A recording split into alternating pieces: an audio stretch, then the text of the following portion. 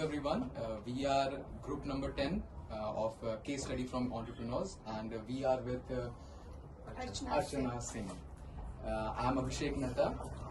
Kushal Naran. I'm Nikhil Kalaji. Anjan Patel. I'm Manav Gaur. And Archana has a apparel store right behind Nirma University, and she has been in business for the past 5 years. So that's why we think that she would be a great fit for this project. And let's jump in. Okay.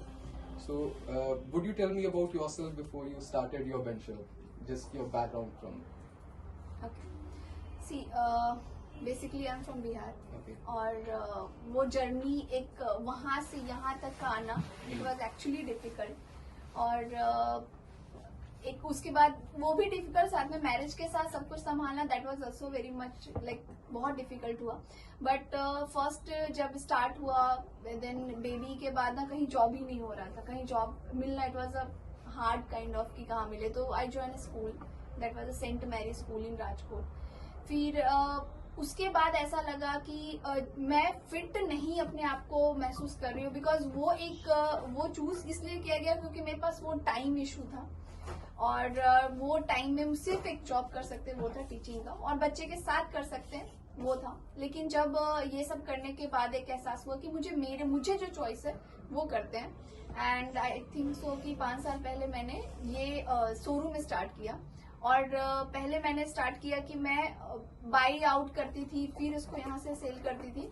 इस तरह से journey हमारा पूरा start हुआ. और it was choices जो customer को पसंद आए, वो पूरा सर्च हमेशा रहता था कि मैं लोग क्या पहन रहे हैं, किस तरह के कलर पहन रहे हैं, वो सब करके फिर हमने बाय आउट करके स्टार्ट किया था ये पूरा जर्नी.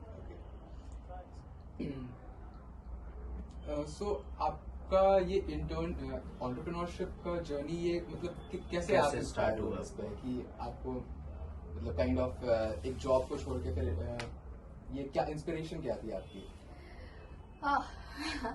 इसके लिए मैं अपने फादर को बहुत बड़ा आइडल मानती हूँ. मेरे फादर बिजनेसमैन है. एक्चुअली मेरी फैमिली में सबको ही है, पर मेरे पापा को हमेशा मैं देखते आई हूँ. और दूसरी थी कि मैं एक फाउंडेशन भी चलाती हूँ गर्ल्स एजुकेशन के लिए, जो कि उस समय जब मैं 7 साल की थी तब से मेरा विश था. तो मैं जॉब करके एक फाउंडेशन रन करना बहुत मुश्किल चीज है, क्योंकि एक बेसिक सैलरी, हर किसी को कोई भी जॉब करे एक बेसिक सैलरी मिलता है. तो वो करके और मैं करती, तो मुझे ये था ना कि मैं एक ऐसे लेवल में पहुंच जाऊं जहां पे मैं बहुत लोगों को अपने जैसा बना सकूं. तो वहां से मैंने, और सबसे बड़ा चीज की कोई भी चीज, तो मेरे फादर बोलते हैं हरिश्चंद्र वाले, तो वो वाले उनके गुण थे. तो वहां से मैंने सीखा कि ईमानदारी से जो आगे बढ़ता है ना, यू वॉन्ट बिलीव कि मैं IELTS चलाती थी और यहाँ फर्स्ट डे का सेल जो था 92,000 था एक दिन का, क्योंकि बेसिकली मुझे सबको ही जानने लगे थे. और उसके ऊपर मैंने बिजनेस स्टार्ट किया था. IELTS में मैं फेल हो गई थी, बिल्कुल रन अच्छा नहीं किया था. तो वो एक और चीज है कि जब आप फेल करते हो ना, उसके बाद जब आप करते हो ना, तो ये अपने आप में, क्योंकि आप सब कुछ सीख लेते हो, कैसे स्टार्ट करोगे तो फेल करोगे, कैसे आगे जाओगे तो क्या क्या करना चाहिए, क्या क्या नहीं करना चाहिए, डिफरेंट लोग से मिलते हो. तो वो जर्नी मतलब किया और ये सक्सेसफुल हुआ. तो इसका पूरा और हाँ, एक और चीज है कि ये एक मन में इच्छा रहना कि एक मुझे ये करना है, किसी को पायलट बनना है, किसी को एंटरप्रेन्योर बनना है, किसी को ये इच्छा रहना और ये अमल होना ना, ये बहुत बड़ा सफर होता है. और इसका एक और बुक को, पापा के बाद एक स्टेज आता है द सीक्रेट बुक को, जो कि ये सिखाया है कि अगर आप कुछ भी चीज मन में रखते हो ना, ये पूरा होता है, पर वो सच्चे मन से और उतनी ही ऊर्जा लगा के आप अगर करते हो ना, तो वो पूरा हो जाता है. हाँ, रोंडा ब्रांड. हाँ, एक सेकंड के लिए पॉज लेते हैं और वीडियो को चेक कर लेंगे ऑडियो. आंसर सही है सर? बहुत अच्छा.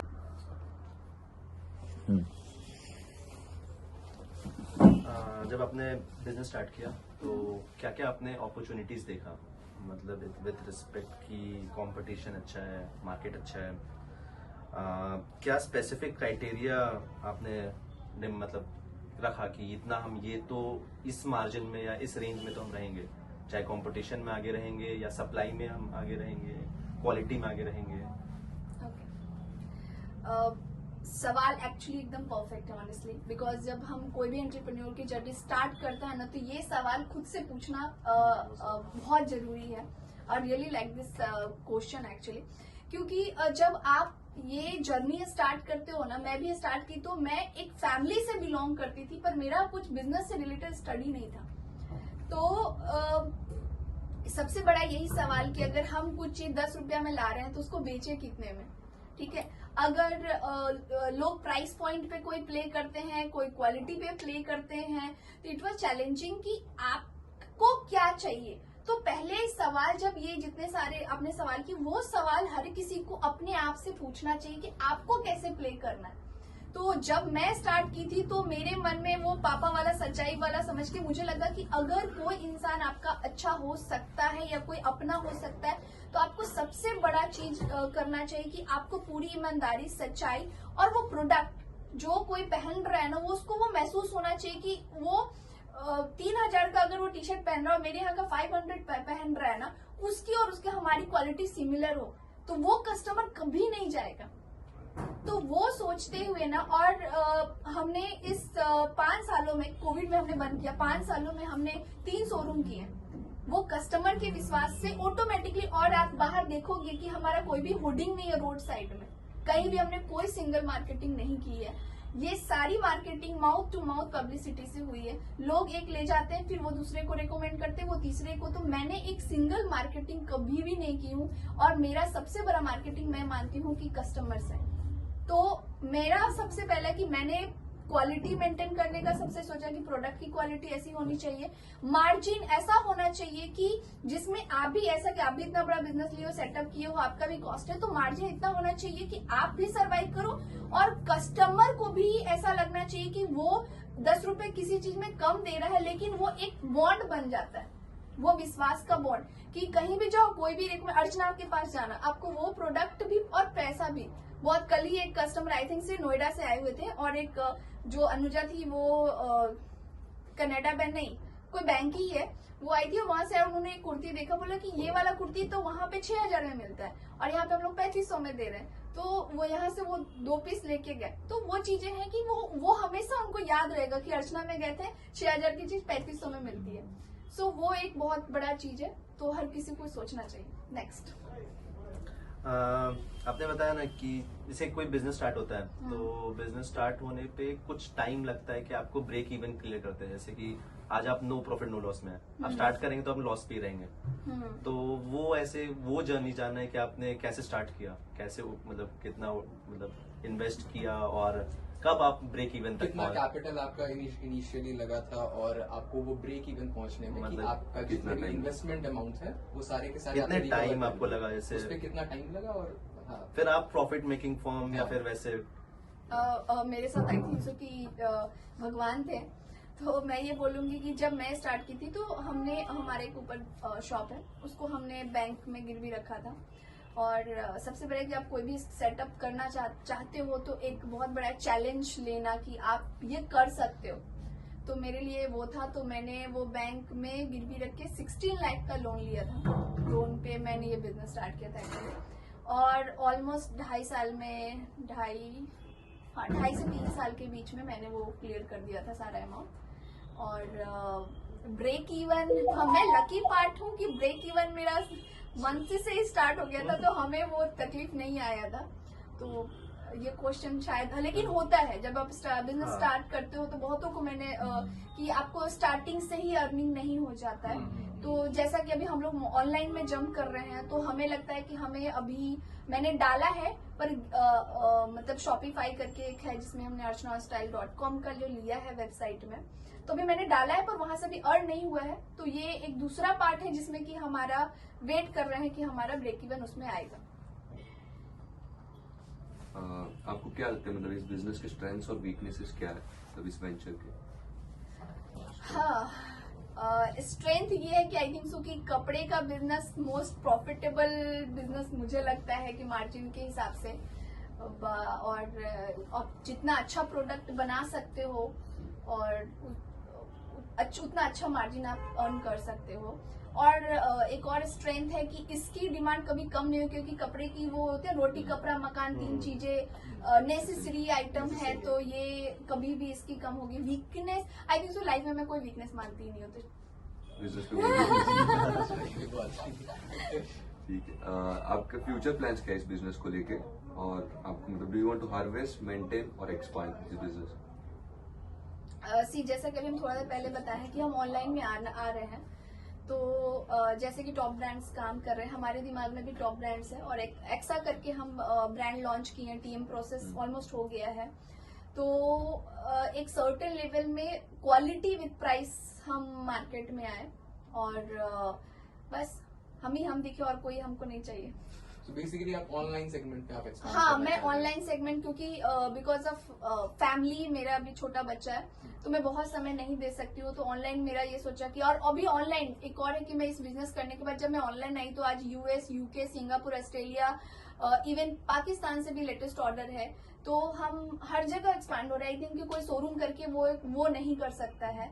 सो मुझे लगा कि मुझे ऑनलाइन में ज्यादा प्रोसेस करना चाहिए। पहले .in था हमारा, पर अभी .com लिया, सो जिससे कि बहुत अच्छा रिस्पांस आ रहा है लोगों का। आपके ये बिजनेस जर्नी में सबसे ज्यादा चैलेंजिंग क्या चीज रही है? एकदम नया कुछ लाना। Okay. हमेशा इतना क्रिएटिव वर्ल्ड है ना कि कुछ ना कुछ नया आते रहता है। मेंस के अंदर तो ये है कि कॉमन चीज भी उसमें भी आता है, एक्चुअली मैं इसको नहीं कहूंगी, पर लेडीज में इतने वैरायटी होते हैं, और आए दिन उसका ट्रेंड बदल जाता है, तो आपको एकदम आईज ओपन रखना होता है कि कौन सा नया आ रहा है, कौन सा ट्रेंड में, कैसे कौन सा प्रोडक्ट है जो ट्रेंड में आया। धोती स्टाइल है तो आज प्लाजो स्टाइल है, तो पैंट स्टाइल है, और ये डिफरेंट वर्क हैं। तो वो चीजें मुझे चैलेंजिंग लगा कि मैं, आप ऐसा हो कि 10 दिन 15 दिन के वेकेशन भी चले गए और आपका बिजनेस हो रहा है, तो अभी मैं ये नहीं महसूस करी, शायद मैं वैसे कोई और हायर कर दूं जो उस पर ध्यान रखे और मैं वेकेशन करूं, वो लेटर ऑन प्लान है, पर वो मेरे लिए आज के डेट पे चैलेंजिंग है। ओके, एंड देन आफ्टर जो आपके सप्लायर्स है उसमें आप क्या एट्रीब्यूट देखते हैं कि ये पर्टिकुलर सप्लायर मेरे लिए, मेरे बिजनेस के लिए अच्छा रहेगा? क्या एट्रीब्यूट्स वो सप्लायर में होने चाहिए? और सपोज उसके प्रोडक्ट में या कुछ उसके प्रोक्योरमेंट ऑफर्स या कुछ क्या देखते हैं आपको आपके सप्लायर्स में? ऑनेस्टली मेरा एक ही मोटो रहता है कि क्वालिटी। अगर कोई भी सप्लायर से मैं बाय आउट कर रही हूँ ना, तो उसको खुद ला के वो कपड़े को सर्फ एक्सेल से लेके व्हील से लेके सब में धोती हूँ कि उसकी क्वालिटी कैसी रहती है। तो मेरा सबसे, अगर कोई भी सप्लायर के साथ मैं आज बिजनेस कर रही हूँ या नेक्स्ट कभी भी बिजनेस करूँ, तो मेरा सबसे इम्पोर्टेंट चीज है उसकी क्वालिटी। क्योंकि कोई भी अंदर, अगर कोई भी बंदा अगर 500-1000 रुपया पे कर रहा है ना, तो वो वर्थ होना चाहिए उसके जेब के लिए। तो वो मेरे लिए सबसे बड़ा ये रहता है कि क्वालिटी का अगर अच्छा मिलेगा तो I will go with that any supplier. तो ऐसा पिछले 5 सालों में आपके साथ कभी ऐसा हुआ है कि आप आउट ऑफ कैश हो गए हो बिजनेस में, और उसका मतलब क्या प्रेशर रहता है आपके ऊपर, आपके बिजनेस पे, मतलब डेली जो आपके रूटीन है उसका, और फैमिली पे उसका क्या इफेक्ट पड़ता है? आउट ऑफ कैश नहीं बोल सकते, कम बोल सकते हैं, क्योंकि जैसे ही कोविड आया था तो हमने हैबतपुर को स्टार्ट किया था, उसकी रेंट ही 1 लाख रुपए हम पे कर रहे थे हैबतपुर, और सारा इंफ्रास्ट्रक्चर तैयार करने के 6 महीने या 7 मंथ में हमारा ये फर्स्ट कोविड का इशू आया था। तो वो मेरे लिए एक चैलेंजिंग, एक्चुअली वो पूरा वर्ल्ड चैलेंज में था, हम भी एक चैलेंज उसमें फेस कर रहे थे कि सरवाइव कैसे करे, रेंट कैसे पे करे, क्योंकि हर कोई उसी में था। और दूसरा चीज कि वो एक चीज भी सिखा गया कि जरूरत से ज्यादा खर्च नहीं करना। लोग अक्सर में, आज का यंग क्राउड है जो कि मैक्सिमम का जीवन क्रेडिट कार्ड पे चल जाए कि हाँ चलो ये नहीं तो नेक्स्ट क्रेडिट कार्ड से कर देंगे, वो वाला इशू वो कम हो गया। और वही चीजें मुझे भी सिखाया कि मैंने जिस तरह से एक्सपांड कर दिया साइंस सिटी, वो चीजें, तो वो मुझे लगा कि अगर कोई भी बिजनेस आप करते हो ना, तो पहले उसका प्रेजेंट, पास्ट और कम से कम 2 साल का बैकअप प्लान हो करके रखना चाहिए कि अगर कोई बड़ी सिचुएशन बड़ी आ जाती है तो उसमें वो फंड काम आता है, रिजर्व करना चाहिए। लेकिन मैंने वो नहीं किया था। तो वो मेरे लिए एक लर्निंग प्रोसेस भी था। एक्चुअली वर्ल्ड भी सीख रहा था, मैं भी एक सीख रही थी कि हम लोग बस अब पैसा आ गया चलो नया वेंचर स्टार्ट करो, तो ये गलत स्टेप था। आई थिंक सो कि हमें 1 साल 2 साल का पैसा रखना चाहिए। और कैश फ्लो वाला जो कम और ज्यादा वाला महसूस हुआ तो वही एक समय था जब लॉकडाउन के दौरान महसूस हो रहा था कि फंडिंग रोज रोज कम आ रहे हैं ऐसा। तो बेसिकली आपने कोविड के टाइम पे बस अपने कॉस्ट को कम किया था, उसको कॉस्ट को, हाँ। अदरवाइज बिजनेस मेरा एक ऑनलाइन भी उसी दौरान आई थिंक सो कि 3 महीने पहले मैं ऑनलाइन आई थी, तो वो हमारा बहुत बड़ा हेल्प हुआ था। एक्चुअली मेरे ऊपर भगवान का पूरा हाथ है, तो हमेशा कुछ होने से पहले कुछ पहले से प्लान हो जाता है। तो उसके 3 महीने पहले मैं ऑनलाइन आई थी, तो वो एक बैकअप प्लान में मेरा चल रहा था, तो वो वाला एक मुझे बहुत बड़ा सपोर्ट हो गया। तो अभी आप जब अपनी 5 साल की जर्नी को देखते हो, हाँ। तो आपको मतलब क्या सीखने मिलता है इससे? मतलब किस तरह का एटीट्यूड, किस तरह की स्किल्स रिक्वायर्ड है आपको मतलब अपने बिजनेस को और ग्रो करने में? To become an entrepreneur.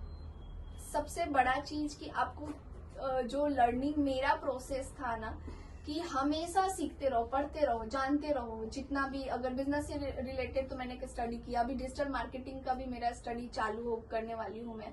तो मैं यही बोलूंगी कि आप कोई भी जगह पे, कोई भी प्लेस पे हो, पढ़ना मत छोड़ो, पढ़ते रहो। दूसरा चीज है कि अपने स्वभाव में इतना अपने आप को ऐसा बनाओ कि हर सिचुएशन में आप काम रह सको अपने साथ। अगर बहुत ज्यादा पैसा है तो भी काम रहो, बहुत कम हो गया तो भी काम रहो, तो आपका दिमाग और दिल दोनों एक सही जजमेंट आपको देगा। तीसरा चीज है जो मैंने सीखा है कि आपकी जब आप क्या कहते हो, बिजनेस से कम्युनिकेशन का पूरा रोल अदा करता है। तो आपने कम्युनिकेशन में ऐसा रखो कि उसको शॉर्ट पीरियड में भी समझ में आ जाए, और जितना अच्छा बोल सकते हैं और जितना अच्छा कर सकते हैं, बोलने से ज्यादा बिलीव करूंगी करने में, तो जितना अच्छा कर सकते हैं वो आपको बिजनेस में काफी बड़ा हेल्प करता है। कि एक बॉन्ड बनेगा तो ही कोई भी आज हमारे कस्टमर उंजा से हैं, चाहे आज हमारे नोएडा से हैं, बॉम्बे से हैं, तो उनके लिए एक बस अर्चना तुम बोल दो, जो भी हम ले लेते हैं, तो वो एक क्या होता है कि एक रिलेशन बना हो जाता है। तो वो वहां से आपके बोलने से स्टार्ट होता है कि आप किसके लिए क्या बोलते हो, और बोलने के बाद वो करने का भी, कि मैं उनको क्या प्रोडक्ट भेज रही हूँ, कोई अच्छा नहीं हो तो मैं उनको सामने ही बोलती हूँ कि ये वाला मत लो। तो ऐसे बहुत सारे शायद मेरे इंस्टाग्राम पे मैंने डाला है, तो कस्टमर में लोगों का जो उस तरह से आता है कि अर्चना आपने जिस तरह से पूरा किया है वो बहुत अच्छा एक्सपीरियंस वाला है, और ऐसा जनरली कोई ऑनलाइन में नहीं गाइड करता है।